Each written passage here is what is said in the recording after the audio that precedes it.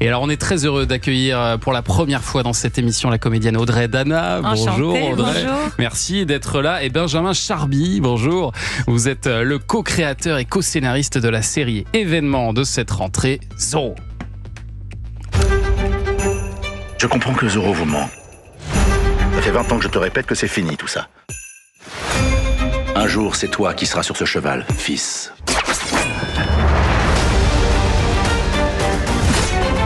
Kedou. On m'appelle Zorro. Je m'en sortais très bien toute seule. Vous disiez? J'ai une idée. Oui. Si t'avais vu comme elle le regardait. Les gens l'adorent. Il agit à sa guise, sur son petit masque. Vous l'aviez déjà entendu cette bande-annonce juste en audio comme ça? Non, mais c'était très intéressant. Ça marche Et bien. surtout, j'ai entendu le Z. Ouais, exactement. c'est chouette. On devine le Z. Ouais, voilà, on le devine. Zorro, c'est évidemment un personnage qui a bercé toute notre enfance. Vous aussi, Audrey, vous le regardiez, Audrey Dana, quand vous étiez petite? Oui, absolument. C'était rediffusé le Zorro de Disney et ça a bercé toute mon enfance aussi. Et alors aujourd'hui, vous jouez la femme de Zorro, qui est lui incarnée par Jean Dujardin. Vous jouez Gabriela de la Vega, épouse de Don Diego.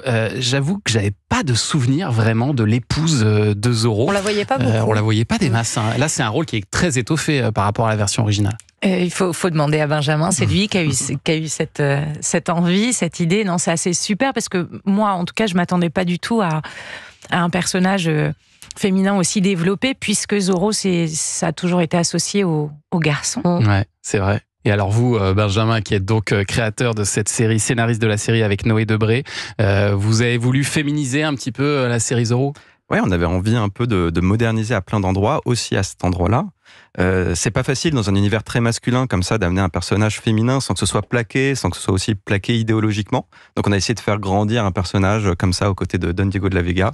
Et c'est Gabriela. Et on a eu la chance que ce soit Audrey aussi qui l'interprète. Oui. Comment vous êtes retrouvé, vous, sur ce projet, Benjamin? Comment c'est né cette histoire? Alors ça naît de Marc Dujardin, le frère de Jean, qui est le producteur, qui je pense a vu son frère jouer en cape de Zorro de ses 6 à 12 ans dans le jardin et qui s'est dit je vais lui offrir la cape, Tornado et Los Angeles en grand cette fois. Donc c'est un peu les Dujardin qui ont eu l'idée finalement de relancer Zorro, qui en avaient envie. L'envie en tout cas, le désir. L'envie. Ça part de leur fantasme. Ouais, exactement. Et donc Marc est venu nous voir, Noé et moi, avec une intuition que Zorro pour Jean Dujardin, avec un arrière-fond politique, ça serait une comédie intéressante. Ça n'a pas été compliqué parce que je crois que quand un titre appartient à une firme comme Disney, je crois que c'est très compliqué pour récupérer l'autorisation et les droits. Ouais. Alors là, on peut. Vous avez combien de temps?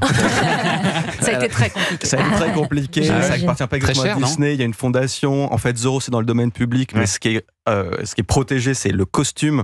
Donc vraiment, on peut faire une saison 2, je pense, que sur le costume. Voilà. C'est le costume le problème. Ah oui, d'accord. Propriété industrielle. Et alors, c'est le Don Diego, justement, de la Vega, incarné par Jean Dujardin. Il a mis son masque, sa cape, son épée au placard depuis 20 ans. C'est un peu ça, le ressort de cette série. Il a pris un petit coup de vieux, si bien que les gens ont un peu oublié qui était Zorro, même. Hein. C'est ça le point de départ de l'histoire. Ouais, exactement. Don Diego, il a décidé de passer à autre chose, hein, de ranger la cape, de ranger la violence surtout, de diriger Los Angeles en homme responsable et démocrate. Mais bon, devenir maire de la ville. Devenir maire de la ville, mais il y a des défis qui s'imposent à lui, capitalistes et autres, qui vont peut-être l'obliger à reprendre la cape. Peut-être. Ce serait embêtant quand même qu'ils la reprennent pas à un moment. Voilà, ça serait très court comme série. Après, c'est assez long. Ouais. C'est ça. Et alors, Gabriela, vous, sa femme, vous ignorez évidemment son secret. Donc, il devient maire de la ville de Los Angeles et face aux injustices que vivent ses administrés, il n'a plus le choix. Il doit remettre son costume de héros et vous allez le rencontrer et vous allez un peu craquer, on peut le dire. C'est un coup de foudre. C'est un véritable coup de foudre qu'elle a pour Zorro. En effet, elle se doute pas que c'est son mari. Elle a pourtant l'étrange sensation de le connaître depuis toujours.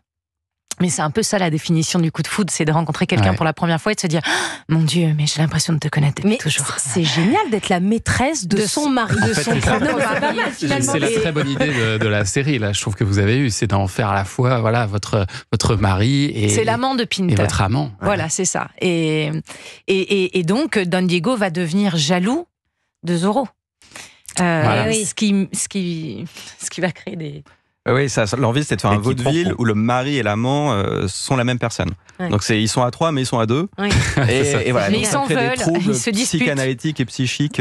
Et avec un ton aussi qui a beaucoup changé par rapport à la version originale de Zorro, enfin celle qu'on a en mémoire, parce que, alors on vous l'a souvent dit, j'imagine que ça se rapproche un petit peu du côté OSS 117. En tout cas, on retrouve un peu de l'humour d'OSS, même si c'est moins farfelu comme humour, mais on y pense forcément en regardant la série.